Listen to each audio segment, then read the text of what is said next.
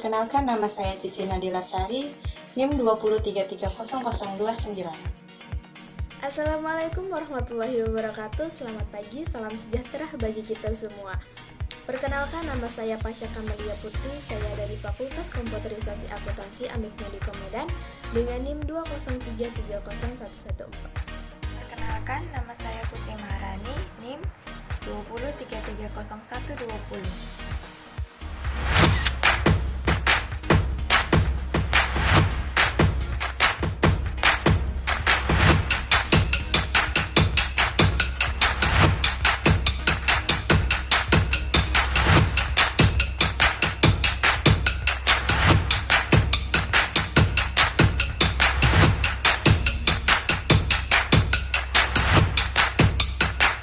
Oke teman-teman, sekarang kita masuk pada bagian gejala-gejala coronavirus disease 2019. Nah, apa itu coronavirus disease 2019? Nah, coronavirus disease 2019 adalah penyakit yang disebabkan oleh coronavirus jenis baru. Nah, apa saja gejala-gejalanya? Yang pertama itu ada demam, batuk dan pilek, letih lesu, sakit tenggorokan, dan gangguan pernapasan. Dan biasanya virus corona ini menyebar sama seperti virus pada umumnya, melalui droplets atau percikan air saat kita bersin atau batuk, kontak langsung atau saat kita berjabat tangan. Dan ketika kita memegang benda-benda yang di atasnya terdapat virus, dan saat itu kita memegang indera seperti mata, hidung sebelum kita mencuci tangan, kita akan terinfeksi oleh virus itu. Tanpa disadari, virus dapat menyebar di sekitar kita melalui hal yang dilakukan sehari-hari. Virus tersebut dapat menular secara berantai, mulai dari satu orang ke orang yang lain, lalu ke orang lainnya lagi, hingga dapat menular ke banyak orang.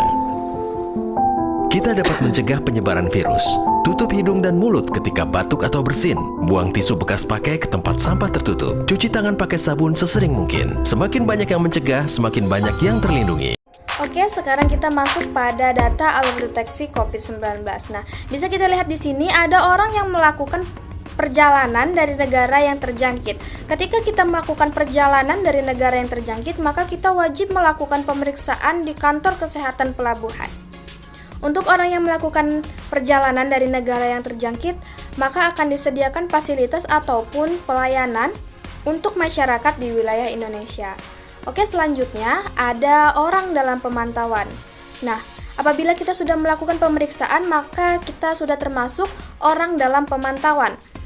Apabila orang dalam pemantauan tersebut memiliki gejala yang mengarah ke influenza sedang ataupun berat, contohnya seperti flu, batuk, demam, pilek, ataupun gangguan pernapasan, maka orang tersebut sudah menjadi pasien dalam pengawasan. Apabila pasien dalam pengawasan ini memiliki riwayat kontak dengan orang yang terpapar COVID-19, maka orang tersebut menjadi suspek.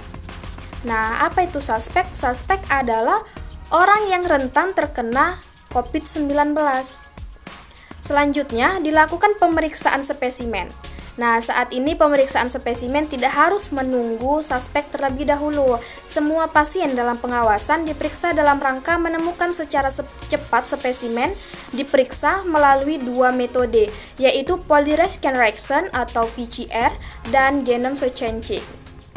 Kemudian setelah kita melakukan pemeriksaan, maka timbullah hasil negatif ataupun positif. Apabila orang tersebut memiliki hasil positif, maka akan diisolasi di rumah sakit rujukan serta dilakukan pemantauan erat di rumah sakit sampai sembuh.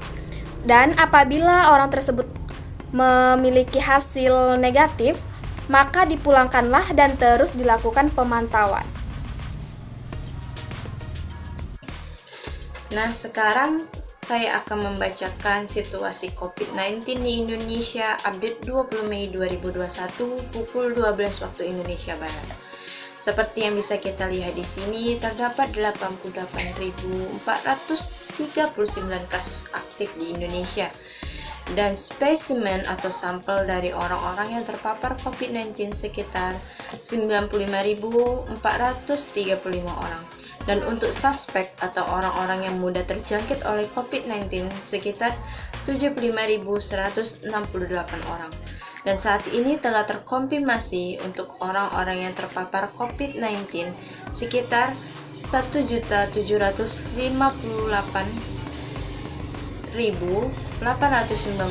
orang dengan pertambahan 5.797 orang. Dan untuk pasien yang telah dinyatakan sembuh sekitar 1.621.572 orang dengan pertambahan 4.966 orang. Dan untuk pasien yang telah dinyatakan meninggal sekitar 48.887 orang dengan pertambahan 218 orang. Dan saat ini di Indonesia telah dilakukan vaksinasi. Untuk vaksinasi tahap awal, pemerintah telah berhasil melakukan vaksinasi sebesar atau sekitar 14.369.233 orang. Dan untuk target pemerintah sekitar 40.349.049 orang. Dan untuk vaksinasi tahap 2, pemerintah telah berhasil melakukan 9.536.102 orang yang berhasil divaksinasi. Bisa kita lihat untuk bagian grafik perkembangan situasi COVID-19 di Indonesia. Untuk grafik yang berwarna merah menandakan orang-orang yang terpapar COVID-19 di Indonesia, sedangkan yang hijau dinyatakan untuk orang-orang yang sembuh dari COVID-19.